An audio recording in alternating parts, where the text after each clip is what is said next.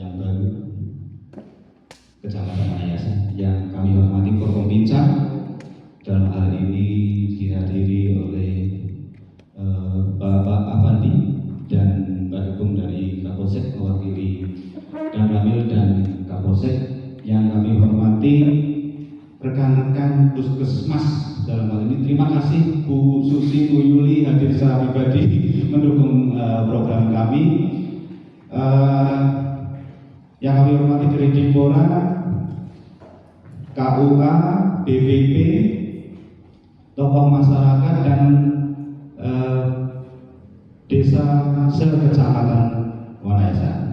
Puji syukur hadirat Allah Subhanahu wa Ta'ala yang telah melimpahkan rahmat hidayahnya kepada kita semua, sehingga pada pagi siang ini kita bisa bersama-sama melaksanakan kegiatan, yakni kegiatan mini lokakarya stunting tanpa halangan suatu apapun juga, dan semoga kegiatan pada pagi siang ini selalu diridhoi oleh Allah Subhanahu wa Ta'ala.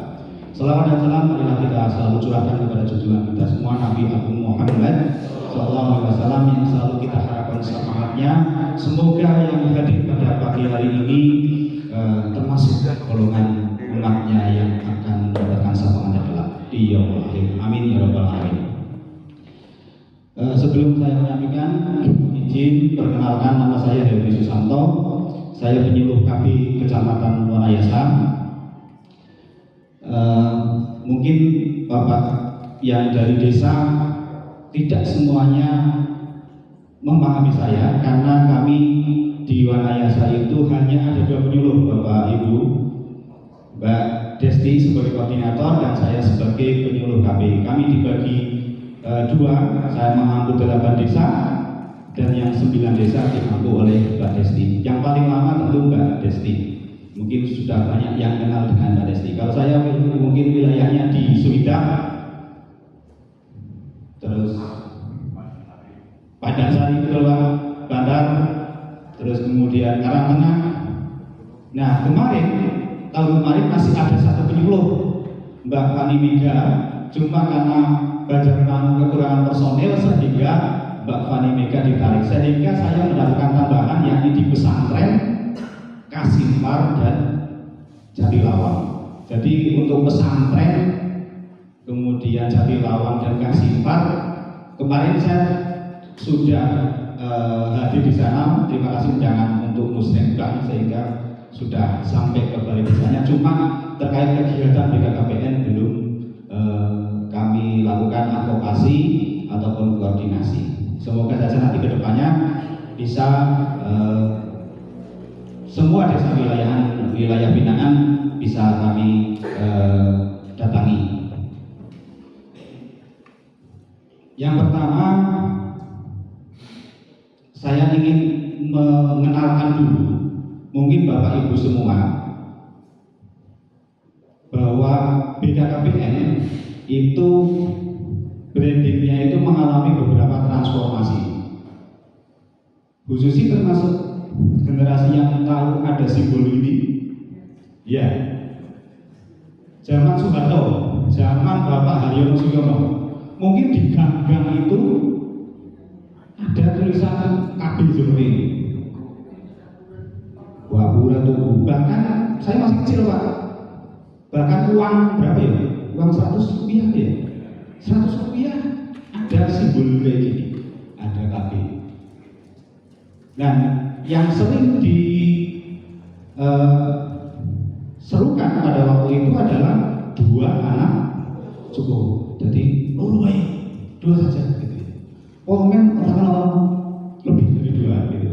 Jadi benar-benar ditekankan pada waktu itu penyuluh KB tugasnya adalah bagaimana keluarga itu anaknya cuma maksimal 2 gitu.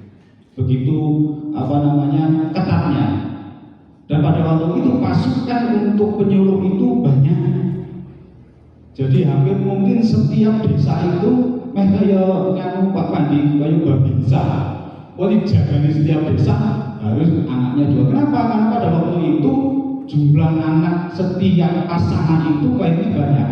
Dan saya termasuk keluarga saya juga dari keluarga besar. Ibu saya melahirkan 9 9, meninggal 3, sehingga yang sampai sekarang sisa 5 Pak, yang satu meninggal juga. Tapi dalam meninggalnya itu sudah berkeluarga. Itu jadi saya juga dari keluarga besar. Dan yang saya lihat pada waktu itu ibu saya itu menggunakan alat kontrasepsi pil, tapi nggak tahu sebelum saya lahir apakah menggunakan alkohol atau tidak. Tapi yang jelas ternyata ibu saya melahirkan 9 anak. Maka pada waktu itu pemerintah mungkin tidak ingin terjadi ledakan penduduk dengan cara harus 2 anak cukup. Momen setiap, bahkan mungkin kalau misalnya di situ ada paving block ya, paving blocknya itu gambarnya ini Pak, kesadok kami. Ya, jadi secara nyata itu gapura saja di sepanjang jalan itu ada simbol ini dengan slogan 2 anak cukup. Kemudian dalam perkembangan berikutnya simbolnya menjadi berubah lagi. Itu ada istilah 2 anak lebih baik. Tapi ada juga yang memplesetkan. Kalau 2 anak lebih baik, ya seperti itu. Ya itu. 2 anak lebih baik. Padahal inginnya adalah 2 anak lebih baik. Jadi inginnya 2 anak gitu. Tapi tidak, sudah agak longgar seperti ini. Akhirnya sudah dikembalikan kepada keluarga masing-masing gitu ya. Jadi ada slogan 2 anak lebih baik. Dan di situ program BKKBN membuat program namanya KKBBK. Jadi juga di KKBBK, kependudukan, keluarga berencana, dan pembangunan keluarga. Jadi sampai hari ini bolak-balik ternyata di situ ada kependudukan, keluarga berencana, dan pembangunan keluarga. Jadi singkatan KB-nya itu dari awal ke perubahan berikutnya tetap melekat. Momen kudu KB supaya saya tadi 2 anak cukup tadi jangan sampai keluar lagi gitu dalam rangka pengendalian penduduk menggunakan KB. Jadi kata KB-nya itu tetap melekat ketika ada transformasi ke KKB. Dan di situ slogannya 2 anak lebih baik. Lanjut berikutnya naik, kemudian berubah lagi menjadi BKKBN yang ada logonya log di atas. Itu BKKBN pada saat itu masih di bawah Kementerian Kesehatan. Kita badan kependudukan, bukan lagi badan koordinasi tetapi badan kependudukan di bawah Kementerian Kesehatan dengan slogan berencana itu keren. Jadi kan Bapak Ibu sering foto ada apa jenenge sarangeo gitu ya. Sarangeo kayak gini itu adalah kami mensosialisasikan bahwa berencana itu keren. Jadi kalau kami salam BKKBN, hidup berencana itu keren. Saya coba ya Bapak Ibu untuk nanti jawab ya. Saya salam BKKBN jawab hidup berencana itu keren. Coba ya. Apa jawabannya tadi? Hidup berencana itu keren. Hidup berencana itu keren. Ya. Sama BKKBN, hidup berencana itu keren. Simbolnya kayak gini ya Pak. Simbolnya kayak seorang lagi. Sarangnya namanya kalau anak-anak muda itu sarangnya gitu. Jangan gini-gini ya. Minta duit ya. Salam BKKBN. Hidup berencana itu keren. Seperti itu. Itu jadi slogan-slogan yang kami sampaikan dari BKKBN terkait transformasi BKKBN. Kemudian bahwa masuk ke Presiden Prabowo Subianto, BKKBN yang tadinya badan kemudian naik menjadi sekarang kementerian. Simbolnya berubah lagi menjadi Kementerian Kependudukan dan Pembangunan Keluarga, dari BKKBN, garis miring BKKBN.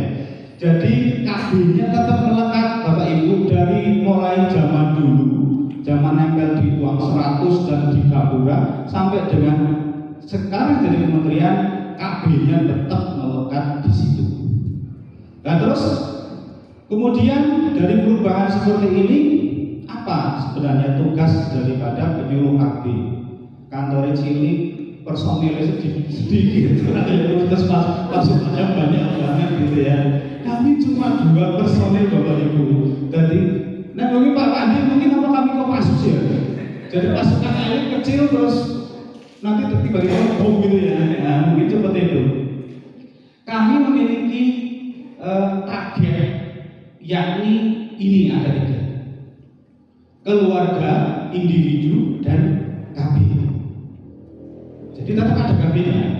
Keluarga itu dalam persepsi kami yang perlu Bapak Ibu tahu adalah bisa dalam bentuk keluarga normal atau tidak normal. Yang normal gimana?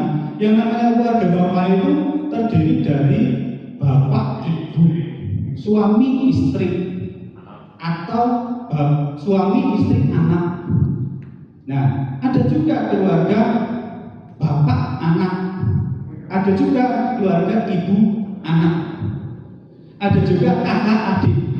Itu keluarga juga. Jadi mungkin dalam perjalanannya itu ketika ada kader-kader yang kami tugaskan dari kantor KB melaksanakan tugas pendataan keluarga, yang didata itu Bapak Ibu ada yang namanya keluarga PUS. Apa itu keluarga PUS? Yakni pasangan usia subur. Itu pasti pasangan. Jadi kalau nggak punya suami, itu berarti bukan PUS ya. Jadi syaratnya itu harus pasangan. Lo kok hamil gitu? Kita harus hamil. Nggak punya pasangan kok hamil, nah itu. Nah, jadi pertanyaan semuanya itu ya. Apakah itu PUS? Bukan. Yang jelas kalau bilang PUS adalah pasangan yang normal, artinya ada suami dan istri. Kemudian individu dalam arti ada keluarga yang di rumah itu tinggal sendiri. Contohnya siapa? Contohnya ada duda yang tidak punya anak. Nah, itu contoh. Tinggal sendiri di dalam rumah. Itu termasuk individunya. Jadi itu juga jadi target. Apakah itu bisa disebutkan sebagai keluarga? Iya Pak, keluarga yang berdiri sendiri. Karena itu termasuk kategori keluarga yang tadi tidak normalnya keluarga, ya. Itu masuk individu. Terus individu yang lain apa? Anggota di dalam keluarga. Jadi kami harus tahu bapaknya namanya siapa, usianya berapa, tanggal lahirnya kapan. Ada Pak.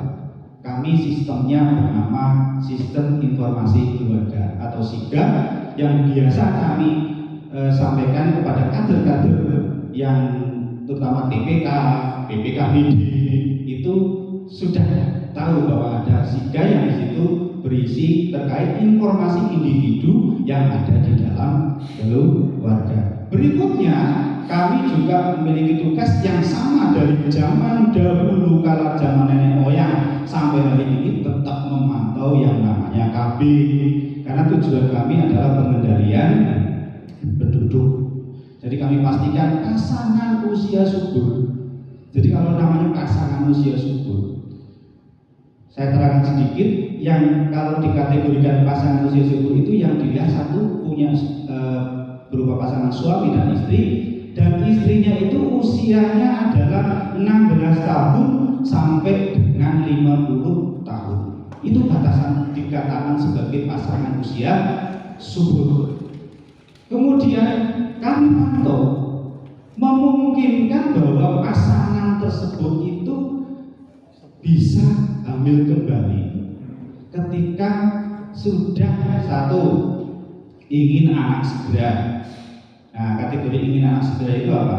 Pengantin baru, atau pasangan usia subur yang sudah punya anak tapi anaknya wis gede, ingin dikasih adik lagi, itu juga ingin anak segera.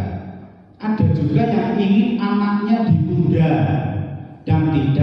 ingin anak lagi. Ingin anak ditunda seperti apa?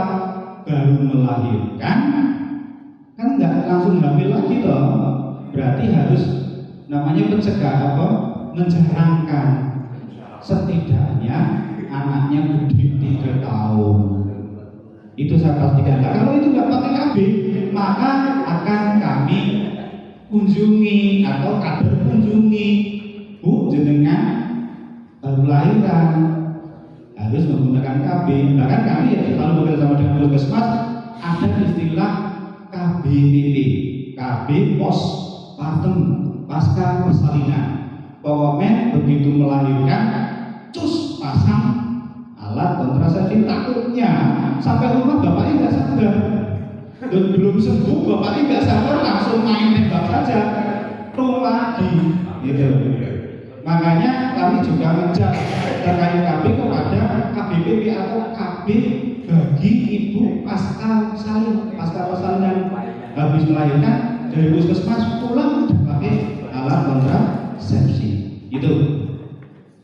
Kemudian ada tidak ingin anak lagi adalah keluarga sih anaknya wis cukup. Tadi kan perjanjiannya kan dari awal itu 2 anak cukup. Nah, anaknya 2, kemudian takutnya punya anak lagi, maka bisa dikategorikan kok nggak terkabin ini ya, itu kategori keluarga yang tidak ingin anak lagi. Tetapi menurut saya Bapak Ibu, bahwa punya pasangan, menikah, punya anak itu adalah hak asasi, betul? Jadi saya nggak boleh dong, kamu nggak boleh punya anak.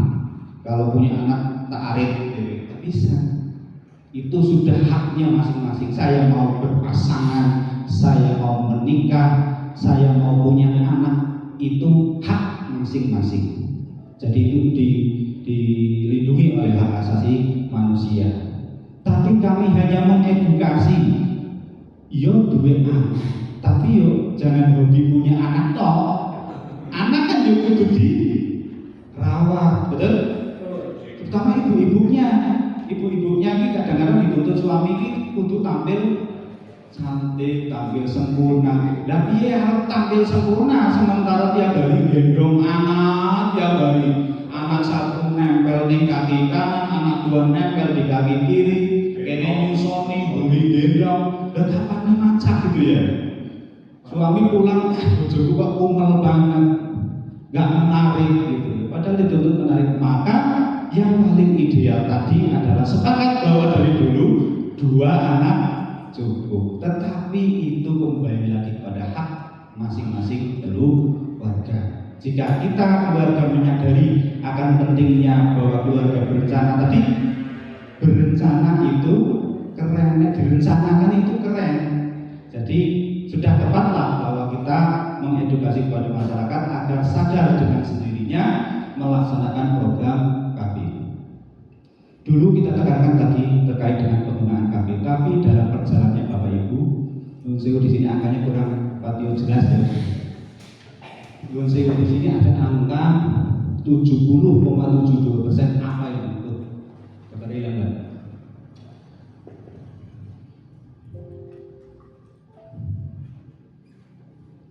Ada angka 70,72. Ini saya menggunakan hasil dari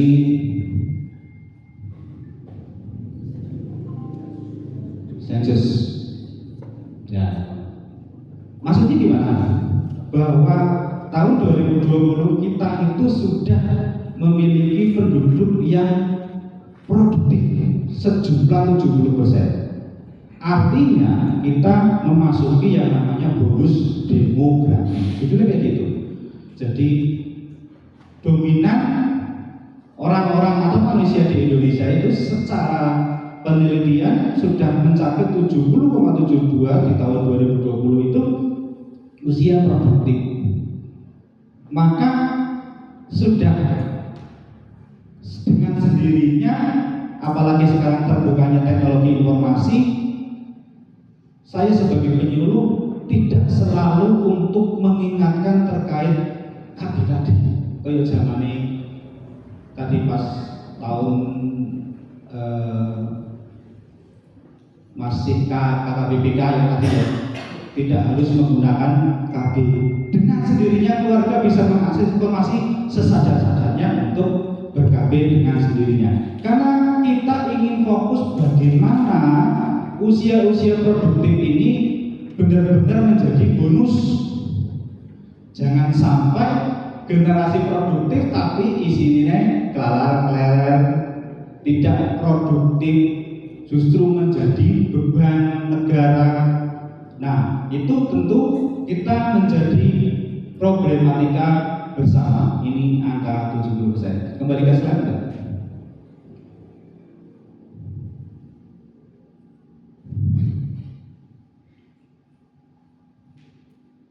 Jadi arah kami sekarang ada tambahan. Setelah kami satu menjadi kementerian, tidak fokus kepada KB, tetapi sudah harus membahas terkait bonus demografi. Maka kementerian, ini Pak Menterinya namanya Pak Haji. Dia sebelumnya pernah jadi bupati mana ya, Batang ya? Bupati Batang, Pak Haji. Dia akan tergolkan, dia akan oleh Pak Prabowo memimpin Kementerian Kependudukan dan Pembangunan Keluarga, mengeluarkan program bernama Quick Win, program kependudukan pembangunan keluarga dan keluarga berencana. Jadi tujuannya, kenapa kok Quick Win? Itu sifatnya percepatan. Jadi, tetapi gini, pengertiannya begini, puskesmas punya program sendiri, desa punya program sendiri, ataupun pemerintahan yang lintas sektor punya program sendiri. Kita mencoba menambah atau melengkapi program-program yang sudah dilaksanakan oleh teman-teman lintas sektor. Jadi nanti beberapa kelihatannya kayak bertumpuk seperti itu, tapi tidak. Jadi sasaran kami adalah ketika nanti keluarga sebagai objeknya itu belum terpapar oleh program-program lintas sektor, maka BKKBN itu hadir untuk melengkapinya.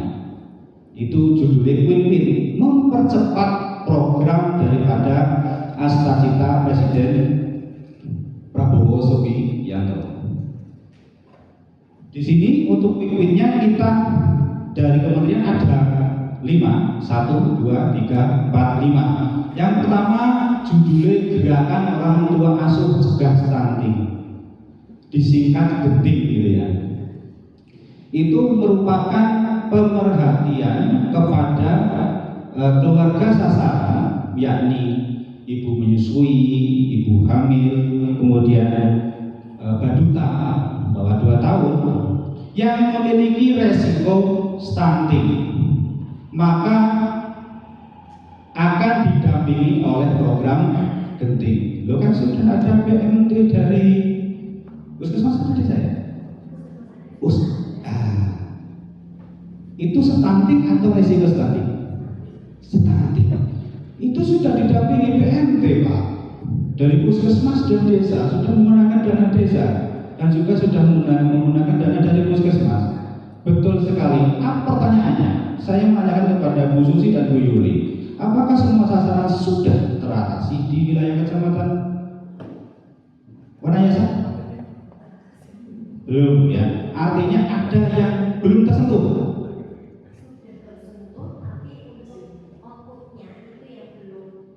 Sesuai harapan. Iya. Itu tadi untuk sasaran PMT-nya adalah yang stunting, betul ya. Kemudian yang berisiko stunting tidak. Risiko stunting kalau kami itu dimulai dari bayi baru lahir saja, itu sudah, kalau sudah masuk kriteria itu risiko stunting sudah diintervensi. Sudah diintervensi. Dan itu sudah semua sasaran.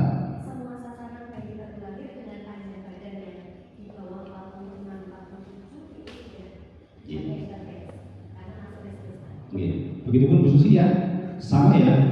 Kalau desa non sewu untuk PMT-nya berjalan kepada sasaran stunting atau resiko stunting. Stunting berarti sudah sudah ditentukan ini stunting gitu ya. Sudah jelas-jelas ciri-cirinya itu stunting. Maka kami perlu untuk melihat adakah keluarga-keluarga yang beresiko stunting. Kan kalau sudah stunting itu pasti puskesmas tahu lah ya, itu stunting harus diapain gitu kan, sudah ditangani. Termasuk jika belum ada perubahan harus seperti apa.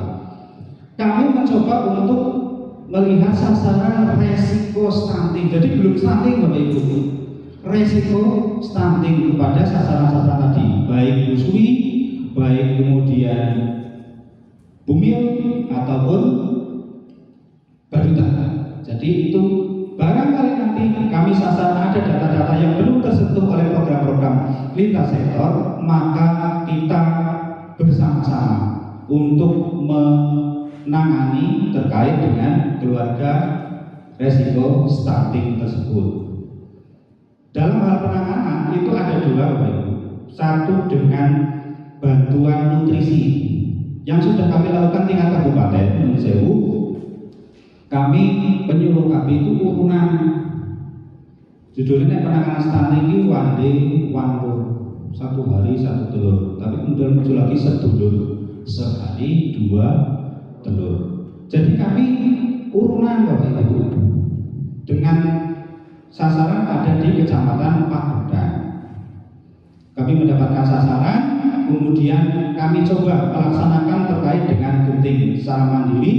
Kami menangani keluarga resiko stunting dengan tadi memberikan sama dengan yang di puskesmas PMT, tapi sedulur sehari 2 telur, meskipun di situ ada lauk, ada sayur dan sebagainya. Yuk dikasih, didampingi, benar-benar dimakan apa enggak gitu, sampai selesai. Itu yang nutrisi. Ada juga penanganannya adalah non nutrisi. Dan non nutrisi kami sampaikan kepada para TPK untuk selalu mendampingi keluarga-keluarga resiko stunting untuk memberikan edukasi apa yang sudah kami sampaikan terkait resiko-resiko penyebab stunting. Jadi memperhatikan apakah perlu dirujuk atau tidak, kami sampaikan kepada TPK. TPK adalah tim pendamping keluarga yang SK-nya dibuat Bapak Kades. Betul Pak Kades? Di desa ada TPK?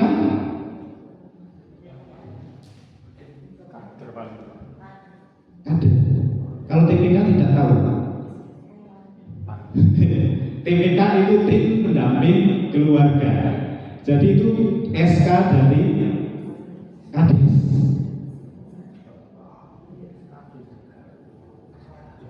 Iya.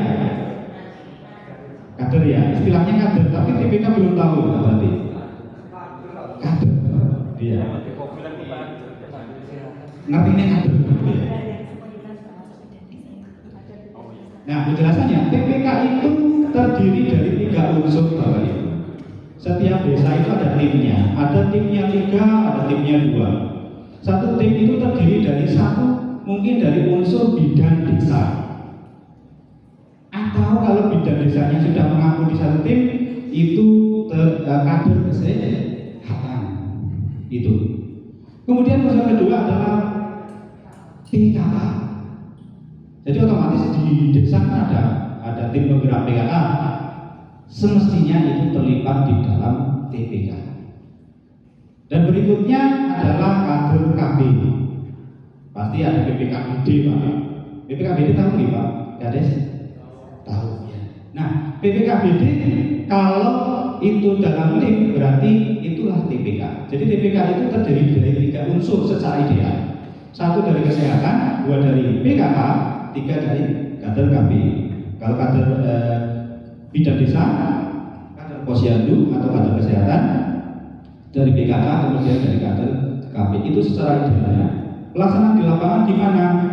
Kadang belum sesuai dengan unsur-unsur tadi, karena kita nyari kader itu sukarelawan Bapak Ibu, sudah paham lah ya, namanya kader itu sukarelawan. Jadi yang bokongnya gede tapi melakukannya enteng.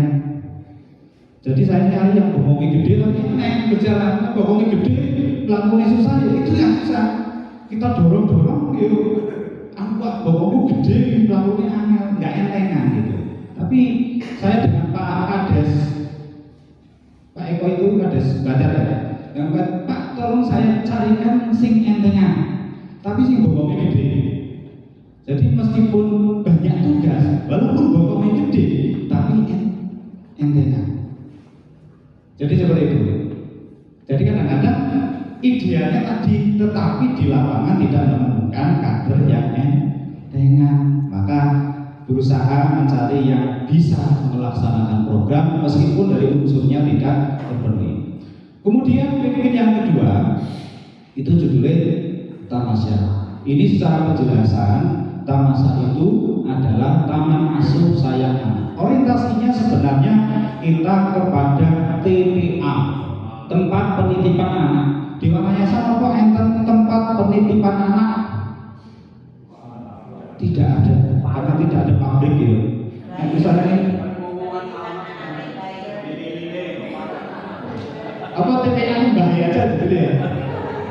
Ya, jadi Tamasya itu orientasinya adalah tempat penitipan anak. Di Kecamatan Wanayasa ternyata perusahaan TPA-nya adalah bahaya. Judulnya MC ngomong cucu gitu ya.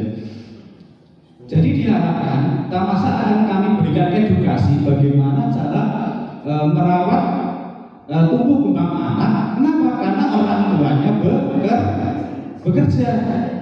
Jadi suami istrinya bekerja, anaknya dititipkan. Tapi ternyata yang di Wanayasa menitipkannya kepada CV Mbah Putih Mbah Agung gitu ya. Jadi belum ada. Sehingga kami belum menemukan kalau di wilayah Kecamatan Wanayasa. Kami konsultasi dengan mentor terkait dengan Tamasya Kecamatan Wanayasa, kami belum bisa laksanakan. Tapi hari ini saya mau mensosialisasikan terkait yang di sebelah kanan panjenengan ada Taman Asuh Anak, ada bannernya. Nanti mohon nanti bersama-sama foto bareng untuk mensosialisasikan terkait Taman Asuh Sayang Anak. Meskipun secara orientasinya itu belum menemukan sasaran karena tidak ada TPA.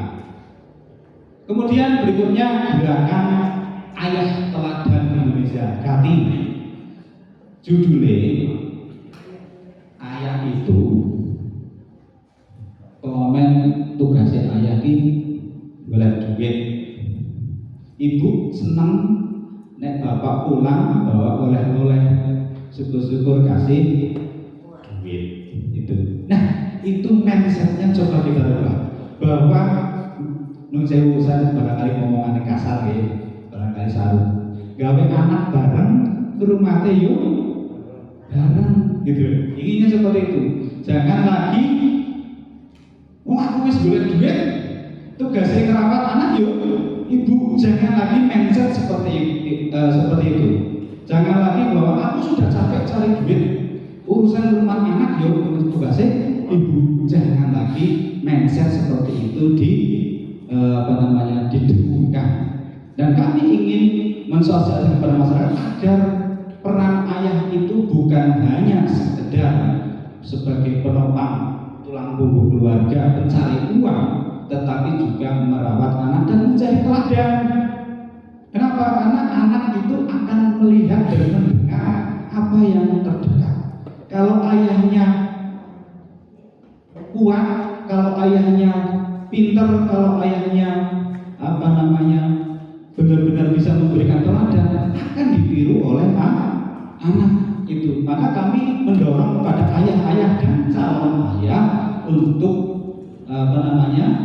mengikuti gerakan Ayah Teladan Indonesia ini. Untuk menu yang ketiga, berikutnya adalah sidaya. Ini sudah kami laksanakan dari dulu sebenarnya pada kegiatan bina keluarga lansia. Ini nanti kegiatannya adalah memantau lansia di Kecamatan Wanayasa. Kira-kira lansia di Kecamatan Wanayasa banyak enggak ya? Banyak ya? Jadi lansia itu secara wujud itu adalah manusia yang hidup. Laras enggak? Saya baru 81 lebih. 81. Kalau ngomong lansia itu rentangnya adalah mulai 60 tahun. Bagi yang usianya sudah masuk 60 tahun, selamat datang di dunia lansia. Gitu ya. Alhamdulillah saya belum, sehingga saya belum memasuki lansia. Jadi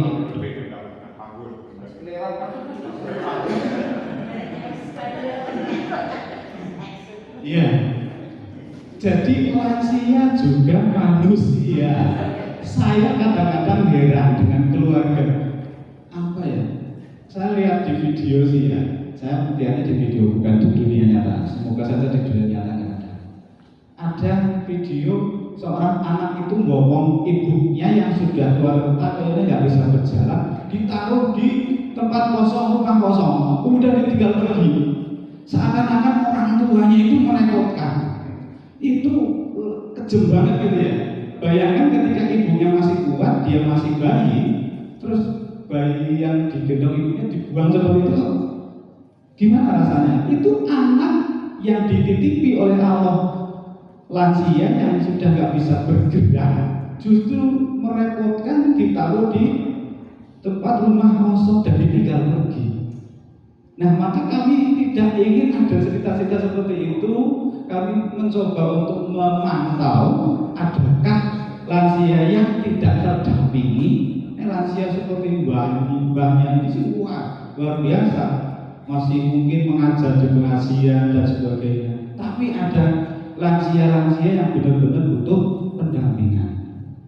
Jadi ini nanti di kelas Hidayah. Yang terakhir untuk yang pimpin adalah AI, ini bahasanya anak muda. Ini sekarang game apa itu? Game siapa ya? Super Apps. Ini berupa aplikasi Bapak Ibu tentang keluarga. Jadi nanti ada aplikasi berbasis AI, artificial intelligence, yang di situ kayak sistem pakar, menanyakan apapun akan ada jawabannya. Jadi ketika ada permasalahan AI, saya itu hatinya resah, saya baru putus cinta, gimana ya caranya? Nah, nanti dia dulu kan nanti ada jawabannya. Kamu nggak boleh gini, kamu harusnya liburan dan sebagainya. Tapi ini berbasis program BKKBN. Ini sampai hari ini belum diluncurkan, sedang disusun bahannya. Sekarang sudah berapa menit juga? Kayaknya kedalaman begitu tangannya nyambung. Saya tadi untuk pertama untuk genting tadi sebenarnya sudah saya jelaskan lebih jelas. Yang jelas untuk kegiatan genting nanti sifatnya adalah gotong royong.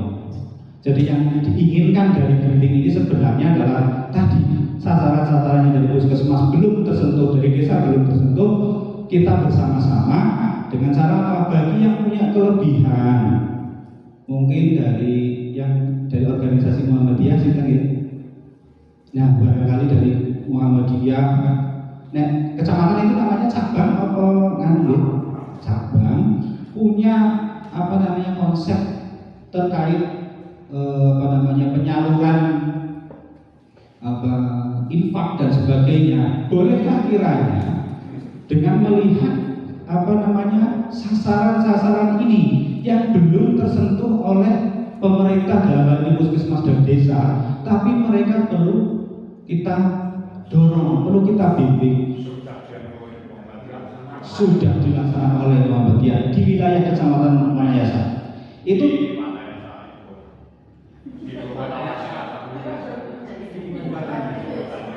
sudah ada. Lewat lazis sudah. Iya. Kemudian yang dari Nahdlatul Ulama, ya, gimana? Apakah sama juga sudah mendampingi terkait apa yang sudah saya jelaskan tadi? Untuk pelayanan kita itu kami belum, tapi tadi juga ada sebelum. Untuk hal-hal seperti ini kami sebenarnya masalah stunting di kami itu sebenarnya sudah selesai. Artinya tinggal edukasi. Karena soal makanan dan sebagainya kami sudah biasa punya cara yang pasti situ harus ada makanan. Sehingga stunting soal makanan sudah selesai, tinggal edukasinya Pak. Tinggal edukasinya, artinya jangan sampai resiko-resiko itu benar-benar terjadi menjadi stunting gitu ya. Nah, konsep ini awalnya tadi ada nutrisi dan nutrisi. Yang non nutrisi kami sudah menugaskan kepada TPK barangkali bisa berkolaborasi bersinergi dengan tadi yang dari Nahdlatul Ulama. Terkait dengan nutrisi sudah dilakukan oleh Muhammadiyah untuk cabang Wanayasa. Itu luar biasa. Maka betul sekali apa yang disampaikan yang dari Nahdlatul Ulama, memang memberikan edukasi agar gimana? Agar tidak muncul lagi apalagi resiko stunting. Yang menyebabkan resiko stunting sebenarnya kalau menurut panjenengan semua apa sih? Yang menyebabkan jadi resiko stunting? Nikah dini mungkin Pak. Nikah dini.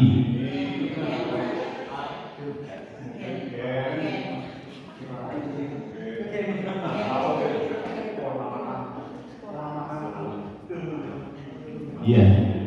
Jadi kalau dirangkum menjadi 4 ya. Tadi betul ada apa tadi? Nikah dini ya. Termasuk ekonomi keluarga juga pengaruh juga Pak. Ekonomi keluarga. Ya kan kurang gizi ya. Kurang gizi ya betul. Mindset itu. Makanya dari sama edukasi tadi memberikan pemahaman kepada keluarga. Sekali lagi keluarga. Maka setelah sosialisasi ini mohon kiranya bagi Bapak Ibu semua yang memiliki forum untuk menyampaikan edukasi ini agar satu penyebab stunting secara data ini nanti kalau saya salah mau dikoreksi ya Bu Yuli, Bu Lucy. Satu adalah rumah layak huni. Jadi rumahnya layak atau tidak, itu faktor yang pertama. Yang kedua terkait dengan lingkungannya, jawaban sehat. Coba cari biaya. Jawaban sehat itu adalah cara membuang kotorannya itu Mas. Kalau puskesmas namanya ODM, judul ya. Komen ojo ekek sembarangan. Udah nggak lagi ekek di bawah pohon bambu. Ekeknya harus dibuang, tetapi ekeknya itu harus dibuang di septic tank. Sehingga itu untuk memperkecil resiko-resiko stunting. Terus kemudian sumber air minum. Menurut saya Bu Uli dan Bu Susi, kalau secara dari kesehatan ngomongin Kecamatan Wanayasa, yang cocok air yang diminum itu seperti apa? Apakah yang paling utama ada air kemasan atau Pamsimas itu bisa masuk? Kalau untuk seperti ini di wilayah kita itu sudah dilakukan pengecekan Mas. Nggih. Pengecekannya tidak hanya di rumah tangga tapi dari sumbernya juga. Jadi dari sumbernya dicek sampai ke rumah tangganya juga dicek. Nggih. Jadi seandainya di sumbernya di situ memenuhi syarat, tapi kalau ternyata sampai di rumah tangga itu tidak memenuhi syarat, kita curiga mungkin di salurannya. Salurannya gitu ya. Dan untuk selanjutnya kalau dibilang yang layak yang seperti apa ya yang diolah sesuai standar kita. Sesuai standar. Diolah dimasak seperti itu. Berarti harus dimasak gitu ya. Kalau air dalam kemasan itu bisa layak untuk dikonsumsi guys, secara medis. Harusnya kalau sudah dikemasan itu kan sudah Sterilisasi. proses Oke. pengolahan seperti itu. Iya. Berarti otomatis yang paling utama adalah air kemasan itu yang layak sebagai faktor pencegahan stunting. Berikutnya air dari Pamsimas mungkin atau air dari sumber yang sudah diteliti, yang sudah diperiksa. Jadi tadi saya ulang lagi penyebab stunting tadi ada rumah yang layak huni. Tentu desa punya kriterianya nih Pak. Sing layak itu sebenarnya kayak apa pakai rumbia. Kadang-kadang orang kaya itu juga rumah kadang-kadang dari kayu, kerandok, kemudian atapnya pakai rumbia. Tapi orang kaya Tapi ini orang biasa bikin rumah kayak gitu katanya tidak layak huni.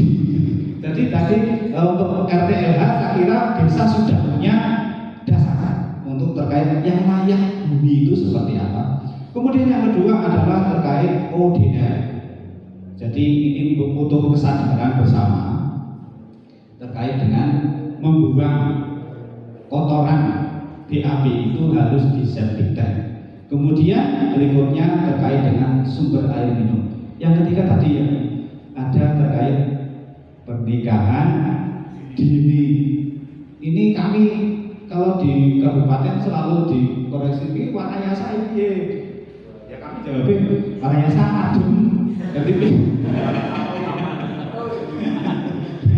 dan menikah saya Bapak Ibu kalau masa dikoreksi kalau saya salah. Menikah tadi saya sudah sampaikan di awal adalah hak. Betul? Kalau ada orang mau menikah, kok saya juga jangan menikah. Saya salah nggak? Salah kan? Karena dia mau menikah. Kalau cuma mau kawin aja dari kawin gitu ya. Mungkin bisa disalahkan ya. Tapi kalau mau menikah itu justru ingin menghalalkan. Tetapi kami yang tekankan kepada para calon pengantin ruwet, hari ini ruwet kenapa? Karena tidak memenuhi usia. Itu adalah bahwa kesiapan daripada calon ibu. Nek bapak itu kali ngetungi apa sih yo? Mulai dari apa jenenge? Nek mau dewasa itu maksudnya apa? Ini bahasa agama ini apa? Balik. Kalau balik pada mimpi bahasa itu sudah siap ready untuk nembak gitu ya. Tapi bagi yang menerimanya, apakah ada ini siap apa belum? Saya sekilas saya mendapatkan ilmu dari dulu Bapak Kepala Perwakilan BKKBN, Bapak Kepala BKKBN Bapak Astowardoyo, itu bahwa dalam rentang usia remaja, yakni bagi kami kalau BKKBN ngomong remaja yang usia 10 tahun sampai dengan 24 tahun. Kalau remaja, yang ngomong remaja itu 10 tahun sampai 24 tahun kalau belum menikah. Itu bagi remaja putri itu bahwa rahim itu sedang berkembang. Jadi sedang menyiapkan, namanya juga lagi menyiapkan artinya kan belum siap. Belum siap. Nah kalau di situ belum siap, ibaratnya rumah ini jendelanya belum dipasang, pintunya belum ada. Kalau diisi rasanya ya enggak pas. Nanti ada yang maling masuk ambil gitu ya. Sama juga dengan rahim. Kalau rahimnya belum siap, padahal di situ nanti bernaung janin, bisa terjadi apa? Satu, tidak tumbuhnya janin. Atau kalau nggak kuat bisa terjadi keguguran. Itu resiko-resiko yang kami sampaikan kepada para catin ruwet tadi. Apa yang terima hamil terus nanti kalau ada risiko seperti apa? Itu jadi jangan sampai hamil itu di usia yang rentan di bawah 20 tahun itu rentan Bapak Ibu. Yang siap berapa? Di atas 20 tahun. Insya Allah secara medis itu sudah siap. Nah, saya mau tanya dulu, kamu betul apa yang saya sampaikan tadi? Kesiapan rahim pada seorang ibu siapnya itu 20 tahun ke atas. Secara medis. Iya.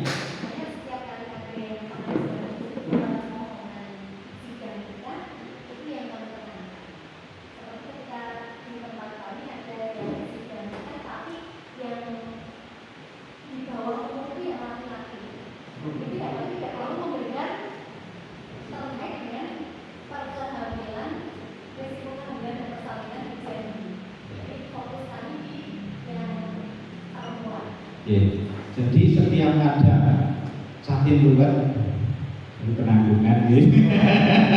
Jadi penanggungan awas itu mohon kepada teman-teman semua, kita sifatnya edukasi lah ya.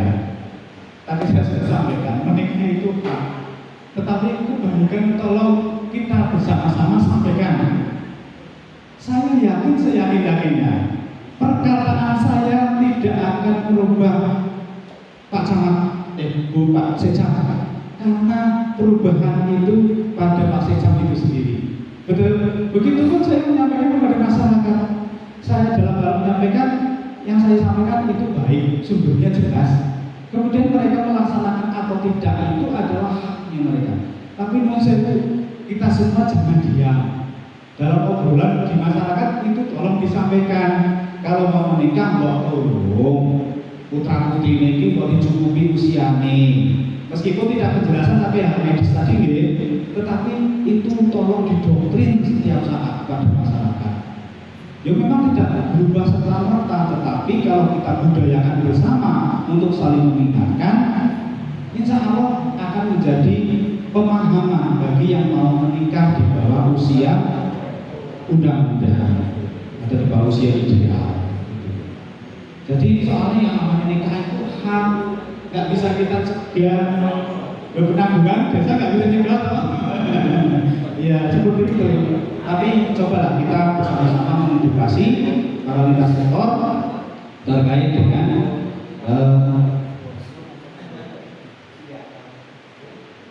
pernikahan dini. Judulnya jadi bukan pernikahan dini ya. Itu gara-gara sinetron Agnes Monica namanya dini. Ya kan? Sejak itu muncul ada yang namanya pernikahan dini. Jadi pernikahan di bawah umur, pernikahan anak, pernikahan remaja. Jadi pernikahan dini muncul itu gara-gara sinetron pernikahan dini. Jadi itu faktornya betul tadi ada beberapa termasuk pernikahan dini. Tapi jangan melulu fokus ke pernikahan dini. Bahwa resiko berikutnya adalah hamil dan melahirkan terlalu tua juga resiko, Pak. Jadi orang mengenal. Jadi kami BKKBN yang saya usah ulas lagi, agak panjang lagi. Tadi RTLH insya Allah sudah diintervensi oleh desa atau CSR untuk ODF, puskesmas dan desa. Ya, air minum mungkin pihak puskesmas juga sudah ikut mengawasi. Kami yang bisa membantu intervensi di masyarakat terkait dengan edukasi yang namanya 4T. Jangan 4 terlalu. Yang pertama jangan terlalu muda, betul tadi Pak. Jadi ini pernikahan dini, pernikahan anak atau pernikahan dini. Manut ya pernikahan dini ya. Jangan terlalu tua, hamil dan melahirkan. Jadi usianya berapa kali tua? Kalau udah 35 itu jangan hamil lagi, karena sama aja resikonya dengan tadi yang masih di bawah 20 tahun. Dan terus ini kapan rentang hamil dan melahirkannya itu yang ideal adalah usia 21 sampai dengan 30. Ya, jadi tidak dibagi menurut betul. Nah kalau sudah 35 kami sarankan stop hamil. Loh padahal masih berhubungan, lagi jos-josnya gitu ya. Pengantin baru lagi ya. Nah itu akhirnya kalau pengantin baru ya gimana akan mencari keturunan ya. Tapi kan kami menghimbau. Itulah hal-hal yang kadang-kadang tidak bisa kita cegah tadi ya. Karena itu hak 35 baru nikah, ingin punya anak. Nah gimana? Tapi kita juga sudah mengedukasi karena resikonya tadi. Yang ketiga, jangan terlalu banyak anak. Dan yang keempat, jangan terlalu dekat jarak lahirnya. Maka yang paling ideal tadi kembali lagi ke KB yang pertama, 2 anak cukup. Jadi nek setiap tahun mau bikin anak, ya monggo saja. Tapi kami menyarankan 2 anak cukup.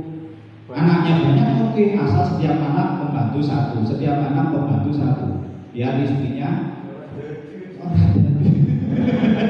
orang jemput gitu lah. Ya seperti itu. Saya coba dipegali nanti untuk disampaikan kepada masyarakat dalam obrolan-obrolan di masyarakat itu ikut untuk disampaikan. Tapi bahas dari panjenengan semua. Terkait genting tadi sudah, kemudian ganti.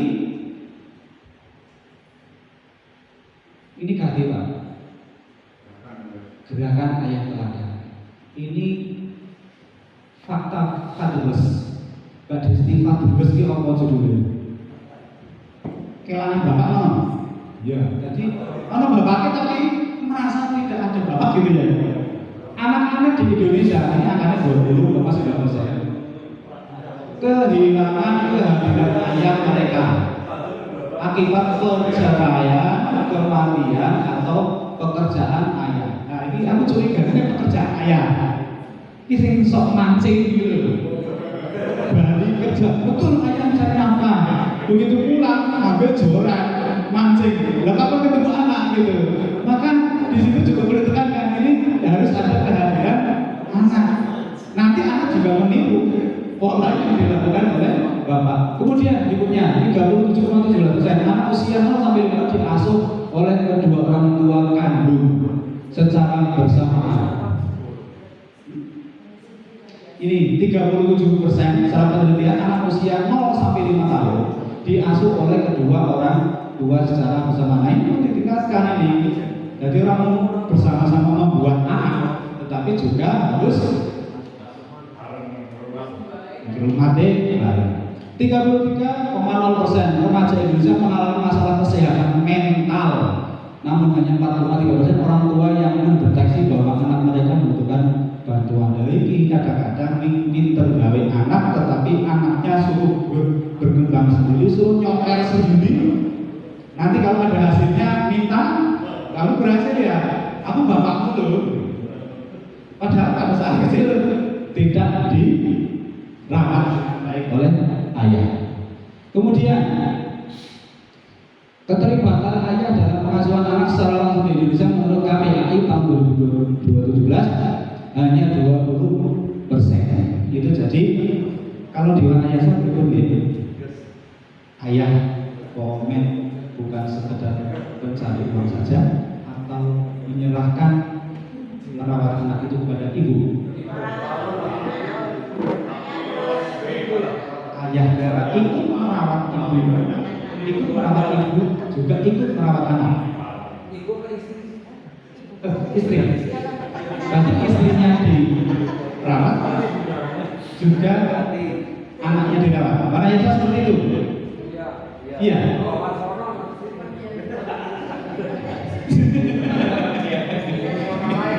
Ini bukan jadi sebagian kecil.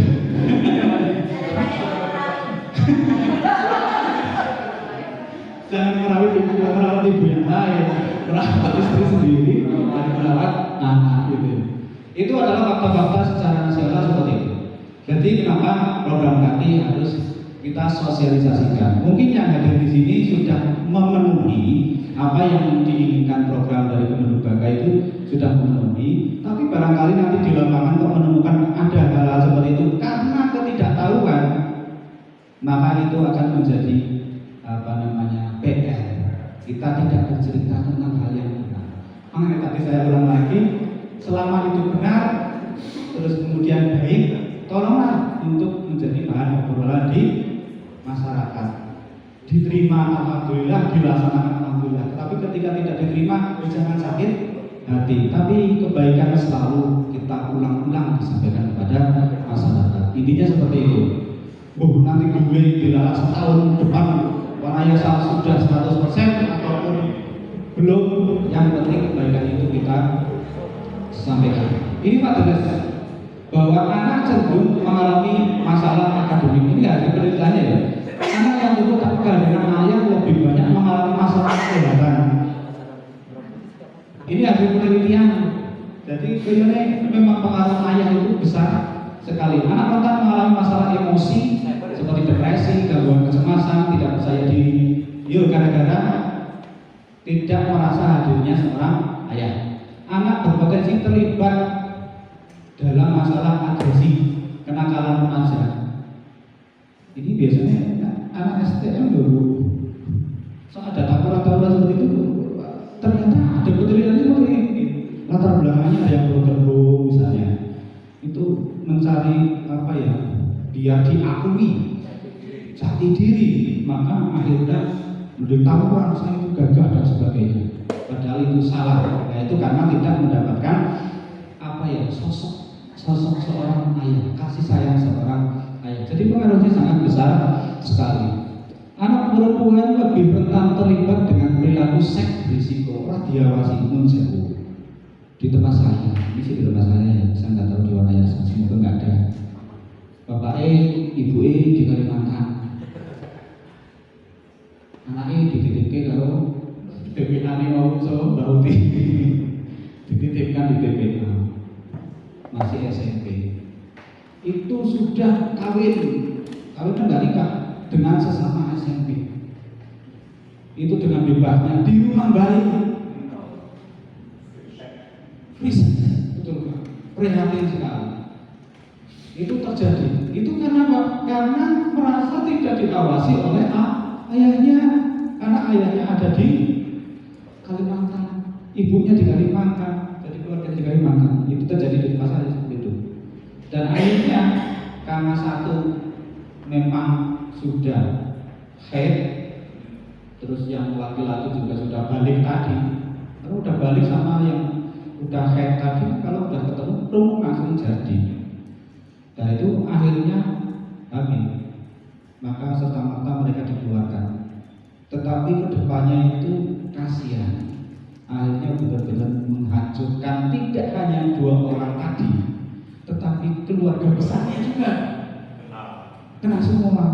Kadisi itu jadi kadisi yang ini. Jadi efeknya kayak efek bom atom. Jadi berantak kemana-mana, akhirnya kena semuanya. Nah itu kayaknya sepele, tetapi ternyata efeknya begitu besar. Itu adalah contoh-contohnya. Jadi jangan sampai hal seperti itu bisa terjadi karena faktor karakteristik tadi. Ini langsung saja karena sudah jam. Saya sampai jam berapa Mbak Desti? Ini sudah 11.40. Terkait dengan kami, saya hari ini minta untuk bapak-bapak semuanya nanti dengan memegang banner yang quick win Gati, gerakan ayah teladan bisa, ingin menyerukan kepada teman-teman di sini bahwa bapak-bapak semua mendukung bahwa gerakan menjadi ayah teladan. Kira-kira kurang ya? Siap. Dengan sekarang zaman media sosial gitu ya, ketika suara kita diteriakkan kurang seru menggunakan toa, maka menggunakan media sosial. Maka hari ini saya mohon kepada bapak-bapak semuanya bahwa yakin pada dirinya, kemudian disuarakan lewat media sosial bahwa saya ayah dari Kecamatan Malayasa siap mensukseskan gerakan ayah teladan Indonesia. Dan nanti juga dipraktekkan di rumah. Ojo ning kaki oke, karena mancing. Ya, jadi mohon nanti untuk bersama-sama para ayah dengan memegang banner gerakan ayah teladan Indonesia, menyuarakan lewat media sosial yang kami sampaikan, itu mensuarakan bahwa ayah-ayah di Kecamatan Malayasa juga mendukung gerakan ayah teladan Indonesia. Karena di sini menunggak hati ada 4. Yang pertama, layanan konseling siap nikah Satya Gatra. Kami sebenarnya menyediakan Satya Gatra Bapak Ibu.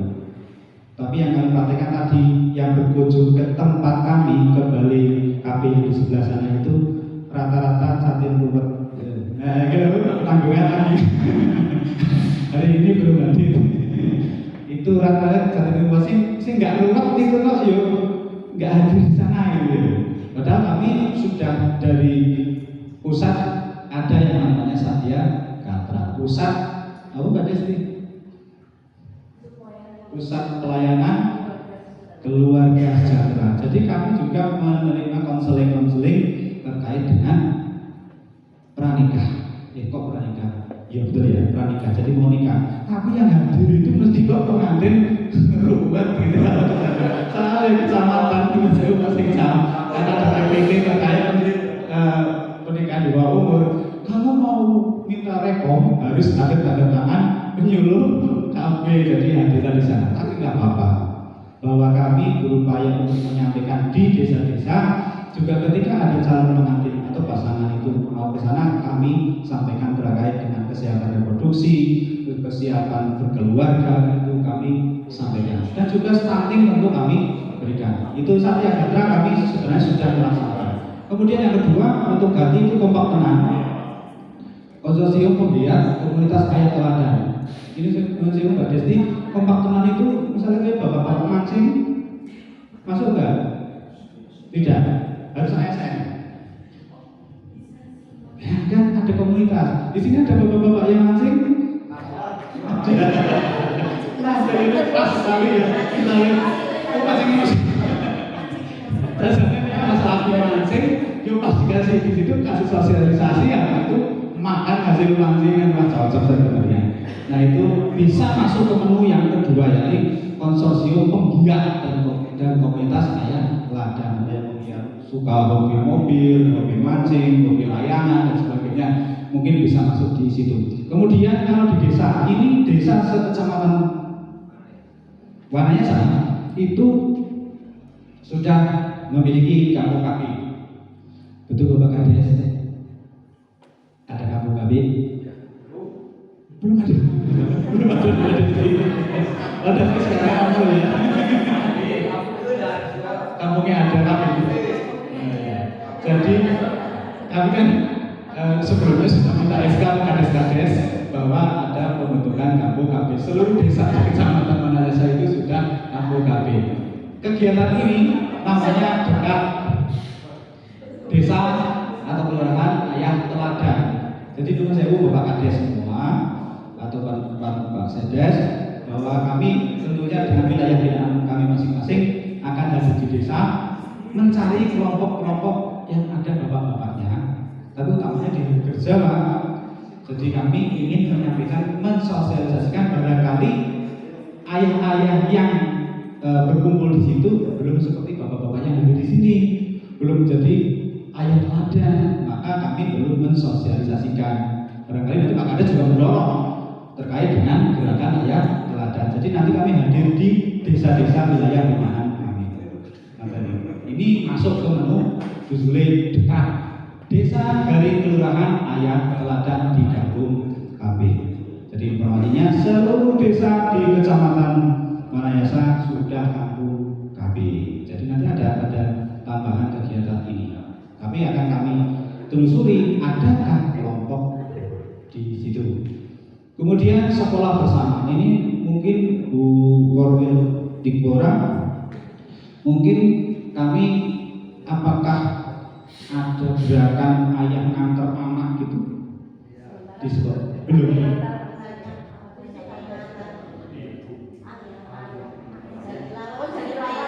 Jatilawang itu di sekolahan atau di PAUD atau di sampai di SD. Setiap saat atau momentum? Setiap saat, setiap hari. Antar jam. Ya, jadi nanti ada kalanya bahwa ketika nanti mungkin nanti izin dengan Dikbora gitu ya, barangkali nanti ada mungkin di TK atau di PAUD ada momentum bahwa gerakan ayah ngantar anak gitu ya. Kami mohon dikabari gitu ya, dikabari dalam rangka tadi menyampaikan sosialisasi tentang ayah teladan. Barangkali mereka ayah-ayah itu sudah melaksanakan tetapi tidak paham sebenarnya itu adalah konsep ayah teladan. Atau mereka istilahnya ada yang belum melaksanakan, tetapi ketika sudah mendengar sosialisasi itu sebenarnya ayah itu tidak sekedar sebagai pencari uang, tapi juga melibat dalam hal kegiatan antar sekolah. Jadi ini menu yang mungkin dilaksanakan di kegiatan kami. Terus kemudian balik pertanian, ada kelompok bapak-bapak. Saya kemarin pada saat sounding dengan Bu Camat, ada BPP di desa mana yang sering dilakukan setiap bulan.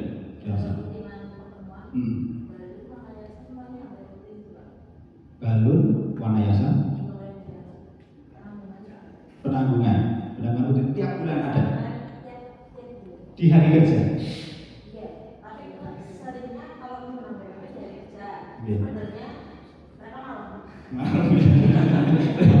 ketika ada tapi malam-malam lah itu saya dari Pagedangan itu Pagedangan mau berang oh lah ya ini